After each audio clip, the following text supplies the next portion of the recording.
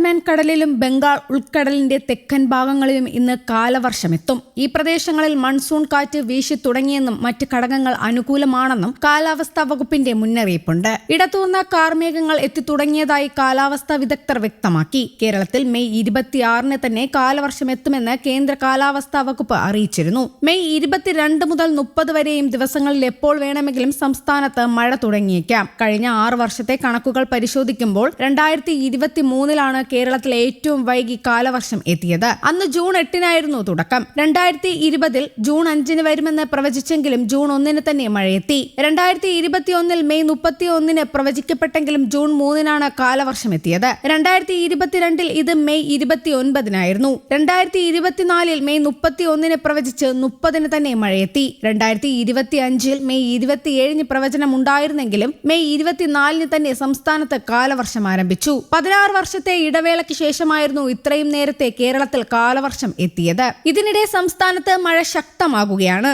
ഇന്ന് 7 ജില്ലകളിൽ അതിശക്തമായ മഴയ്ക്കുള്ള മുന്നറിയിപ്പ് നൽകി. എറണാകുളം, ഇടുക്കി, കോട്ടയം, ആലപ്പുഴ, പത്തനംതിട്ട, കൊല്ലം, തിരുവനന്തപുരം ജില്ലകളിലാണ് ഇന്ന് യെല്ലോ അലർട്ട് പ്രഖ്യാപിച്ചത്. 17 കണ്ണൂർ, കാസർഗോഡ്, കോഴിക്കോട്, വയനാട്, മലപ്പുറം, എറണാകുളം, കോട്ടയം, ആലപ്പുഴ ജില്ലകളിലും മുന്നറിയിപ്പുണ്ട്. 18 മുതൽ മഴയ്ക്ക് നേരിയ ശമനം ഉണ്ടാകുമെന്നാണ് അധികൃതരുടെ വിലയിരുത്തൽ. പ്രഖ്യാപിച്ച ജില്ലകളിൽ ഒറ്റപ്പെട്ട ശക്തമായ മഴയ്ക്കാണ് സാധ്യത.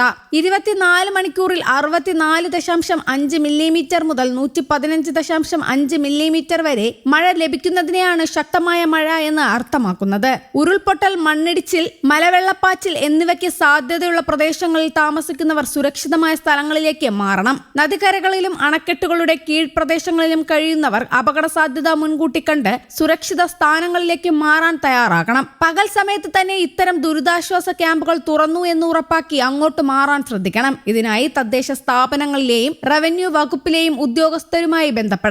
ശക്തമായ കാറ്റിന് സാധ്യതയുള്ളതിനാൽ അടച്ചുറപ്പില്ലാത്ത വീടുകളിൽ താമസിക്കുന്നവർ പ്രത്യേക ജാഗ്രത പാലിക്കണം. കാറ്റിൽ മരങ്ങൾ കടപുഴകി വീണും വൈദ്യുതി പോസ്റ്റുകൾ തകർന്നും ഉണ്ടാകാനിടയുള്ള അപകടങ്ങളെക്കുറിച്ച് ജനങ്ങൾ ബോധവാന്മാരാകണം. മഴ കനക്കുന്ന സാഹചര്യത്തിൽ നദികൾ മുറിച്ചു കടക്കാനോ ജലാശയങ്ങളിൽ കുളിക്കാനോ മീൻ പിടിക്കാനോ ഇറങ്ങാൻ പാടില്ല.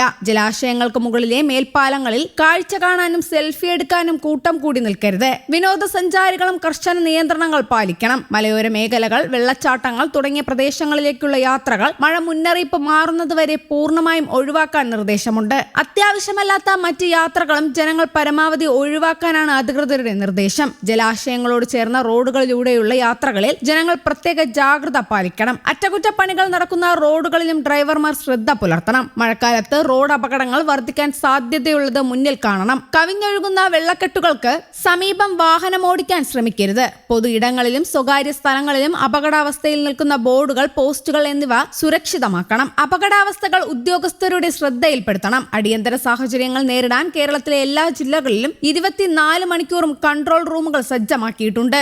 News desk, Kerala Kaumudi.